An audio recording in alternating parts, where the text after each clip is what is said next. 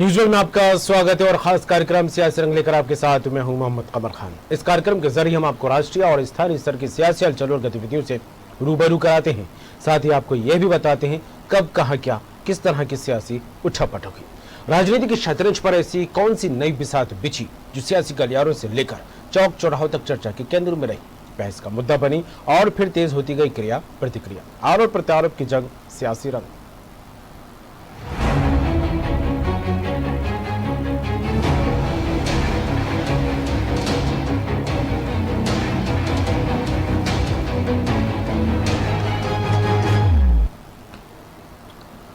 Petrol diesel के आसमान छूते दामों को लेकर विपक्ष ने सरकार को घेरने की तैयारी कर ली है। लगातार बढ़ते दामों के विरोध में कांग्रेस एक बार फिर सड़क पर उतरने जा रही है। कांग्रेस प्रवक्ता नरेंद्र सलूजा ने कहा है, पहले भी हम पेट्रोल डीजल की बढ़ती कीमतों को लेकर आंदोलन कर चुके हैं। सबसे महंगा पेट्रोल इस वक्त मध्य प्रदेश में मिल रहा है, वहीं डीजल भी महंगाई के मामले में पीछे नहीं है। सलूजा ने कहा है कि कांग्रेस जनता के लिए लड़ाई लड़ेगी और सड़क पर उतरकर बड़ा आंदोलन करेगी।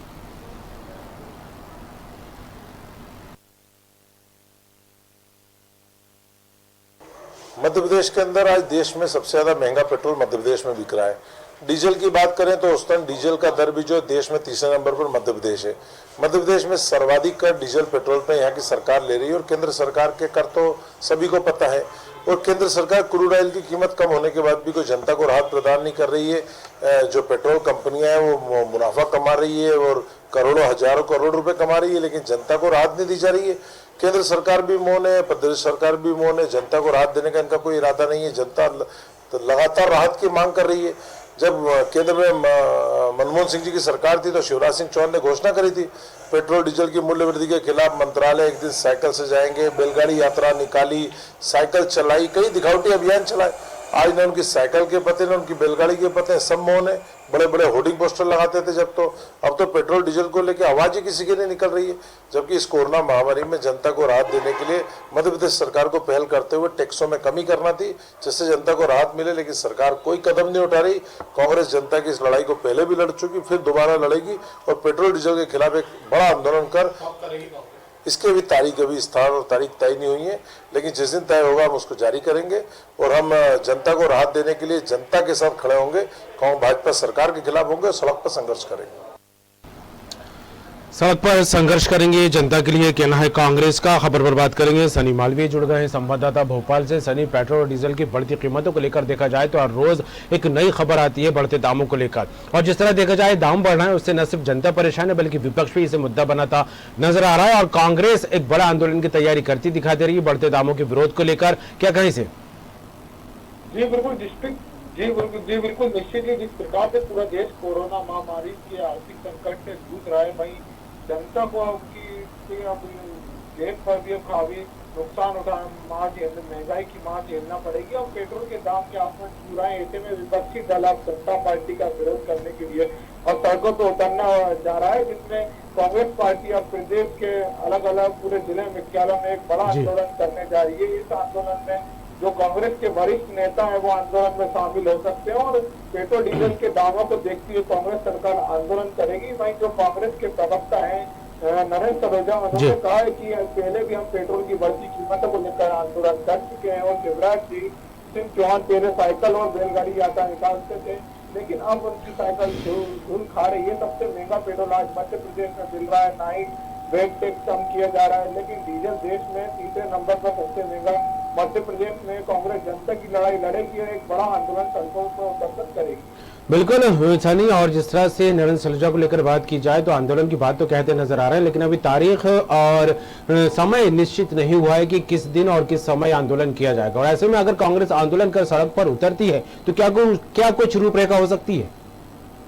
जी बिल्कुल, जिस प्रकार से कांग्रेस ने अपना आंदोलन को लेकर अभी रूपरेखा तैयार करी है, उन्होंने कहा है कि हम बढ़ती कीमतों को लेकर पूरे प्रदेश स्तर पर एक बड़ा आंदोलन करेंगे, लेकिन अभी आंदोलन को लेकर समय सीमा नहीं आई है कि कोई वरिष्ठ नेता, कौन विधायक, मंत्री, इसमें पूर्व मंत्री शामिल हो सकता है। इसको लेकर एक दो दिन में कांग्रेस पार्टी की तरफ से एक मैसेज आ सकता है कि कांग्रेस सभी जिला मुख्यालय में एक बड़ा आंदोलन करने जाएगी और जिस प्रकार से जो पेट्रोल के डीजल के दाम जो आसमान छू रहे हैं उसको लेकर कांग्रेस लगातार बीजेपी सरकार पर हमला हो रही है और लगातार एक बीजेपी कुछ ही दिन बाद एक बड़ा आंदोलन मध्य प्रदेश से करेगी। बिल्कुल सनी, कोरोना महामारी के चलते देखा जाए तो न सिर्फ सरकारें आर्थिक संकट से जूझती नजर आ रही है, बल्कि आर्थिक संकट का जो असर है आम जनता पर भी देखने को मिला। और ऐसे में बढ़ते दामों को लेकर कांग्रेस तैयारी करती दिखाई दे रही है। सत्ता पक्ष यानी कि बीजेपी का कोई रुख देखने को मिला है इसको लेकर? जी बिल्कुल, जिस प्रकार से जो कांग्रेस ने बढ़ते की पेट्रोल डीजल के दामों को लेकर जो आंदोलन कर रही है, बीजेपी को लेकर इसके लेकर कोई प्रतिक्रिया अभी सामने नहीं आई है, क्योंकि अभी जो कांग्रेस का जो आंदोलन है उसकी रूपरेखा का समय तैयार नहीं है। उसको लेकर बीजेपी के किसी भी नेता के लेकर प्रतिक्रिया नहीं आई है। जिस प्रकार से जो कांग्रेस का जो समय सीमा उसका तय हो जाएगा, उसको लेकर बीजेपी की प्रतिक्रिया आना शुरू हो जाएगी। चलिए, जुड़ने के लिए तमाम बात के लिए सनी आपका बहुत बहुत शुक्रिया। तो एक बार फिर आंदोलन करने की तैयारी में जुटती दिखाई दे रही है मध्य प्रदेश कांग्रेस। बढ़ते पेट्रोल और डीजल के दामों के विरोध में सरकार के खिलाफ एक बड़ा आंदोलन करने की बात कहती नजर आ रही है। हालांकि जिस तरह देखा जाए इसकी रूपरेखा तैयार हो रही है, दिन समय तो अभी तय नहीं हुआ है। जब होगा इसको लेकर कांग्रेस का कहना है कि एक बड़ा आंदोलन होगा, जनता की लड़ाई लड़ने के लिए हम सड़कों पर उतरेंगे। 1 दिसंबर से छत्तीसगढ़ में धान खरीद की शुरुआत हो चुकी है, लेकिन आरोप प्रत्यारोप का दौर अभी भी नहीं थमा है। बारदानों को लेकर एक बार फिर मुख्यमंत्री भूपेश बघेल ने केंद्र पर निशाना साधा है। उन्होंने कहा, हम शुरू से ही ये लगातार कह रहे हैं, केंद्र ने हमें समय पर बारदाने उपलब्ध नहीं कराए हैं, इसके चलते धान खरीद के लिए 1 महीना विलंब करना पड़ा है। मुख्यमंत्री ने कहा, अभी भी हमारे पास थोड़ी मात्रा में ही बारदाने हैं। राइस मिल के बारदाने, पीडीएस दुकानों के बारदाने, किसानों के जो पास पहले से बारदाने रखे थे, इन सब को मिलाकर हमने इस साल धान की खरीदी करनी शुरू की है।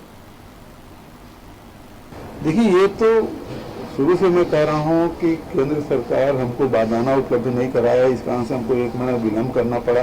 अभी भी बहुत थोड़ी सी मात्रा में बारदाने उपलब्ध हैं। तो ऐसी स्थिति में हमारे पास जो उपलब्ध बारदाने हैं, जो राइस मिलर के पास बारदाने हैं, जो पीडीएस में जो बारदाने उपयोग होते हैं वो, और किसानों के पास जो बारदाने हैं, उन सबको मिलाकर हमको इस साल ये धान खरीदी की व्यवस्था करनी होगी। निधि प्रसाद जुड़ गई हैं रायपुर संवाददाता, इस खबर पर बात करेंगे। निधि, धान खरीद शुरू हुए 3 दिन गुजर चुके, 1 दिसंबर से शुरू हुई है, लेकिन धान की तारीख तय हुई थी, तब भी सियासत देखने को मिली थी अलग अलग बातों को लेकर। और धान खरीद होने के बाद भी जो आरोप प्रत्यारोप का दौर फिलहाल छत्तीसगढ़ में थमता दिखाई नहीं दे रहा है। और ऐसे में बारदानों को लेकर सीएम भूपेश बघेल केंद्र पर आरोप लगाते दिखाई दे रहा है, क्या कहें इसे लेकर? जी बिल्कुल, लगातार अगर बात की जाए तो बारदानों को लेकर मुख्यमंत्री भूपेश बघेल ने भी अपनी निशाना साधा है केंद्र पर, क्योंकि जिस तरह से लगातार बारदाने को लेकर कहा जा रहा था कि अगर निश्चित तौर पर बात की जाए तो लगातार भाजपा की ये मांग रही है कि 1 नवंबर से धान की खरीदी की जाए, लेकिन राज्य सरकार 1 महीने की लेट लतीफी कर रही है धान खरीदी के लिए। लेकिन वहीं अगर बात करें तो लगातार राज्य सरकार ये कह रही थी कि बारदाने की प्रचुर मात्रा में समय पर उपलब्धता ना होने की वजह से हमें धान खरीदी में लेट लतीफी करनी पड़ रही है। और कल ही मुख्यमंत्री भूपेश बघेल ने भी बारदानों को लेकर कहा है कि जिस तरह से हमने 4,30,000 कठान बारदाने की मांग की थी, लेकिन हमें जो स्वीकृति मिली वो 1,47,000 की मिली, उसके बावजूद भी हमें केवल 75,000 बारदाने उपलब्ध करवाए गए। और अब हम पीडीएस की दुकानों से और इसके अलावा जो किसानों के पास पुराने बारदाने पड़े हैं वो, और जो राइस मिल में बारदाने उपलब्ध होते हैं, उन सारे बारदानों की वजह से हमें धान की खरीदी करनी पड़ेगी। उन सारे बारदानों को लेकर अभी इस साल हमें धान की खरीदी करनी पड़ेगी। अगर केंद्र समय पर बारदाने हमें उपलब्ध कराती तो हमें धान की खरीदी में भी लेट लतीफी नहीं करनी पड़ती और निश्चित ही नवंबर से ही धान की खरीदी शुरू की जा सकती थी। हाँ बिल्कुल, ऐसे में एक सवाल यही निकलकर सामने आता है निधि की, बारदानों को लेकर प्रदेश सरकार लगातार केंद्र सरकार से कहती रही है, अवगत कराती रही है, क्या वजह मानी जाएगी केंद्र की बेरुखी इस मामले को लेकर देखने को मिल रही है?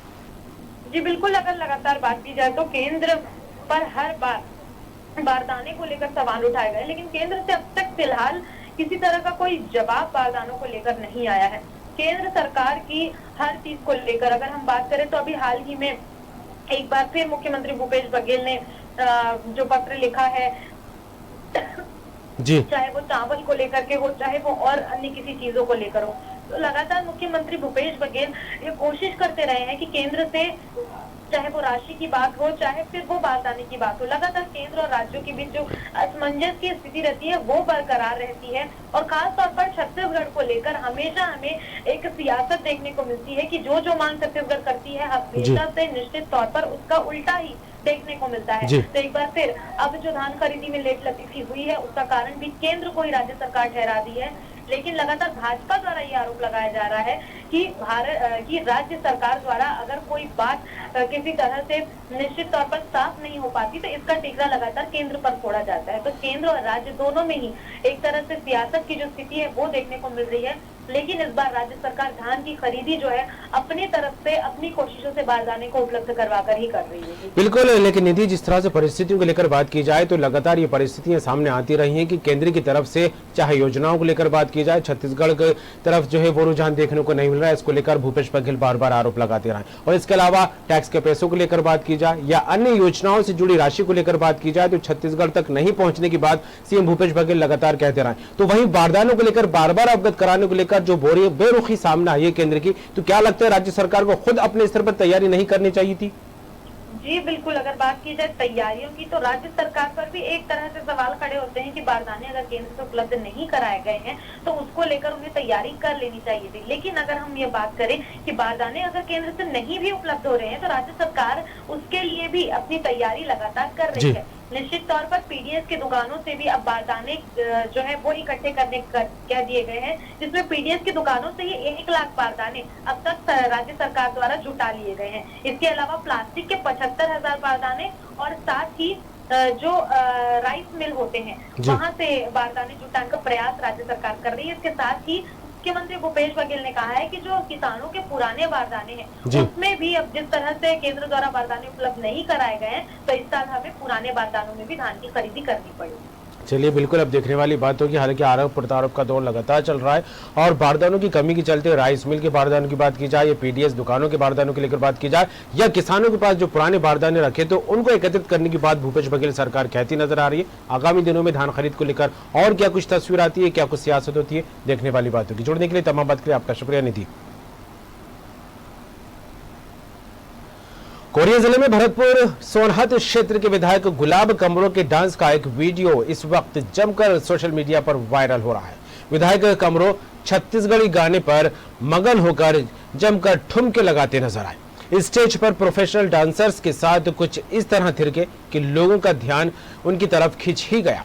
छत्तीसगढ़ के राज्य मंत्री गुलाब कमरो का एक अलग ही अंदाज देख लोग अचंभित हो गए। बताया जा रहा है कि अपने विधानसभा क्षेत्र के घुटरा गांव में आयोजित एक शादी समारोह में वे शामिल होने पहुंचे थे। वहां गायक ने जैसे ही अपना फेमस छत्तीसगढ़ी सॉन्ग हमर पारा तू हर पारा जब मंच पर गाया तो विधायक कमरो खुद को नहीं रोक पाए और वो भी जमकर थिरकते नजर आए।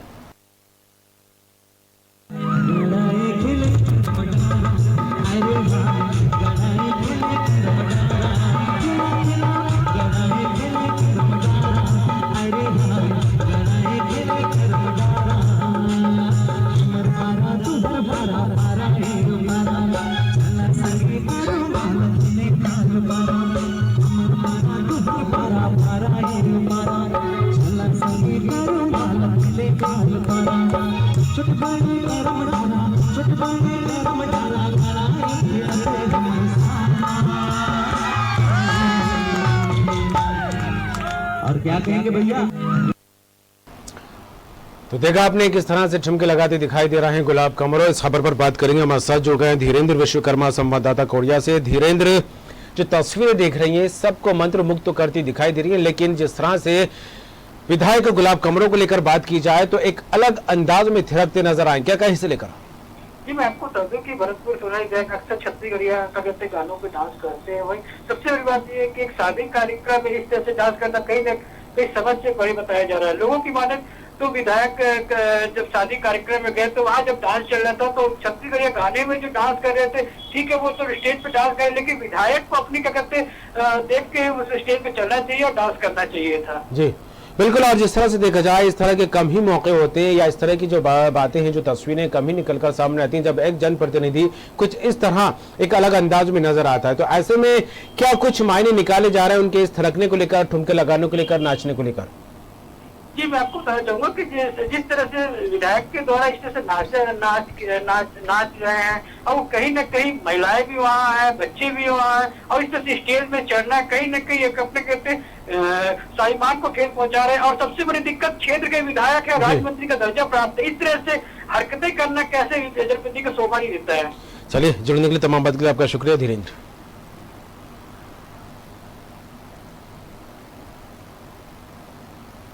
और सियासी रंग में बात करेंगे उस मुद्दे की जो सबसे ज्यादा इस वक्त देश में गर्माता दिखाई दे रहा है। जी हां, कृषि कानूनों का विरोध लगातार जारी है। कृषि कानूनों के विरोध में दिल्ली के जंतर मंतर पर राजस्थान पंजाब के किसान धरना प्रदर्शन कर कानून वापस लेने की मांग कर रहे हैं। तो वहीं उत्तर प्रदेश में सपा के मुखिया अखिलेश यादव के तत्वाधान में हर जनपद स्तर पर इन कृषि कानूनों का विरोध किया जा रहा है और धरना प्रदर्शन किया जा रहा है। इसी कड़ी में कुशीनगर में समाजवादी पार्टी के नेता और पूर्व राज्य मंत्री राधेश्याम सिंह ने किसान आंदोलन का समर्थन किया है। इस दौरान वो अपने समर्थकों को लेकर कलेक्टर कार्यालय पहुंचे और जिला अधिकारी को राज्यपाल के नाम ज्ञापन सौंपा। इसके जरिए उन्होंने अपनी 5 सूत्रीय मांगे रखी। राधेश्याम ने सरकार पर आरोप लगाया, सरकार किसानों के साथ घिनौना खेल खेल रही है, जो कि निंदनीय है। सरकार और प्रदेश सरकार के किसान विरोधी नीति के विरोध में आज पूरा देश का किसान आंदोलन, आज हम लोग जिलाधिकारी कुशीनगर के कार्यालय पर पंजाब, हरियाणा, उत्तर प्रदेश के उन बहादुर किसानों के आंदोलन का समर्थन करने आए हैं, जो अपने खून और पसीने की कमाई को मांग रहे हैं और जो केंद्र सरकार ने किसान विरोधी बिल लागू किया है उसको केंद्र सरकार वाला। खबर पर बात करेंगे, गोविंद पटेल जुड़ गए हैं, कुशीनगर संवाददाता। गोविंद, दिल्ली में तो बड़ा आंदोलन देखने को मिल रहा है कृषि कानूनों के विरोध में। किसान लामबंद होकर केंद्र सरकार से कानून बदलने की बात कहते नजर आ रहे हैं, संशोधन की बात कहते नजर आ रहे हैं, लेकिन इसका असर कहीं ना कहीं उत्तर प्रदेश में भी देखने को मिल रहा है। समाजवादी पार्टी लगातार किसानों का समर्थन करती दिखाई दे रही है और कानून को किसान विरोधी बता रही है, और ऐसे ही आज जो है किसानों का समर्थन करती दिखाई दी है समाजवादी पार्टी। क्या कहीं से लेकर आपको बता दूं कि कुशीनगर में जो सपा के पूर्व मंत्री है राधेश्याम सिंह जो है, हमेशा जो है किसानों की आवाज को उठाते रहे, आंदोलन करते रहे, किसानों के समर्थन में हमेशा जो है जिले पे धरना प्रदर्शन करते रहे और राज्यपाल और राष्ट्रपति के नाम ज्ञापन देते रहे। उसी क्रम में आज इन्होंने गन्ना समर्थन मूल्य को भुगतान को लेकर जो 4 सालों से एक भी नहीं बढ़ा है, कुशीनगर में जो गन्ने सूख गए हैं उनका जो है मुआवजा नहीं मिला है किसानों को, इन सब समस्याओं को लेके उन्होंने आज जो है जिला अधिकारी कार्यालय का घेराव किया और उन्होंने किसानों की आवाज उठाई और मांग किया कि जो है इनको उचित गन्ने का मूल्य जो है भुगतान किया जाए। और जो दिल्ली में किसान धरना प्रदर्शन कर रहे हैं उनके समर्थन में भी इन्होंने आवाज बुलंद की। जी बिल्कुल गोविंद, और जिस तरह से केंद्र के कृषि कानूनों को लेकर बात की जाए तो किसान तो इसको लेकर विरोध कर रहे हैं, एक बड़ा आंदोलन देखने को मिल रहा है दिल्ली में, लेकिन इस बीच जिस तरह से अन्य सियासी दलों को लेकर बात की जाए तो लगातार किसान हितैषी होने की बात कहती नजर आ रही है राजनीतिक पार्टियां। तो इसमें समर्थन की बात भी सामने आ रही है और प्रदर्शन भी किए जा रहे हैं, विरोध भी किए जा रहे हैं। तो ऐसे में उत्तर प्रदेश में क्या कुछ माहौल बनता दिखाई दे रहा है?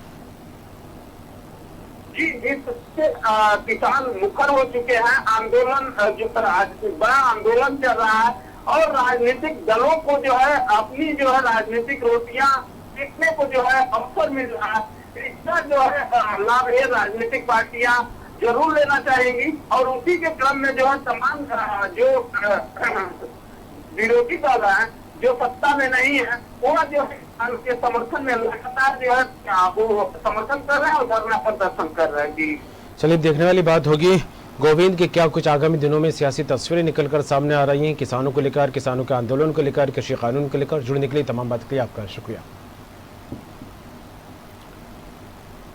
लेंगे अगली खबर, उत्तराखंड के मुख्यमंत्री त्रिवेंद्र सिंह रावत अपने जनपद हरिद्वार भ्रमण पर रहे। सीएम ने नारसन बॉर्डर से अपने दौरे की शुरुआत की, राष्ट्रीय राजमार्ग पर चल रहे निर्माण कार्यों का निरीक्षण किया, साथ ही राजमार्ग पर निर्माणाधीन फ्लाईओवर पुलों का भी जायजा लिया। इसके बाद मुख्यमंत्री त्रिवेंद्र सिंह रावत कुंभ मेला क्षेत्र भी पहुंचे और मेले की तैयारियों को लेकर निर्माणाधीन कार्यों का निरीक्षण किया। सीएम निर्माण कार्यों की गति से काफी संतुष्ट नजर आए। आशा जताई उन्होंने कि दिसंबर महीने तक कुंभ के 98% काम पूरे कर लिए जाएंगे। वहीं मुख्यमंत्री ने पूर्व सीएम हरीश रावत पर तंज कसा। उन्होंने कहा कि हरीश रावत के मुंह में राम और बगल में छुरी है।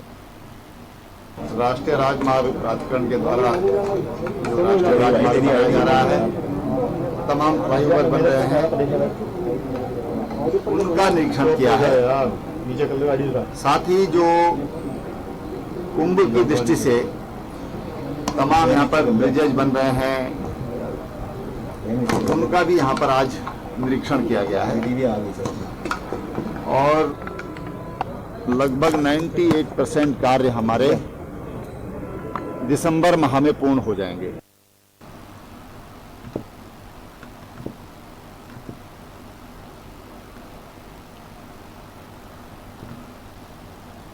देश में मुद्दे हैं तो सियासत है, और सियासत है तो सियासी गलियारों से हर रोज कोई ना कोई सियासी रंग निकलकर जरूर सामने आता है। ऐसे ही कुछ और सियासी रंगों के साथ कल फिर आपके सामने हाजिर होंगे। फिलहाल दीजिए इजाजत, बाकी खबरों के लिए देखते रहिए न्यूज़ वर्ल्ड।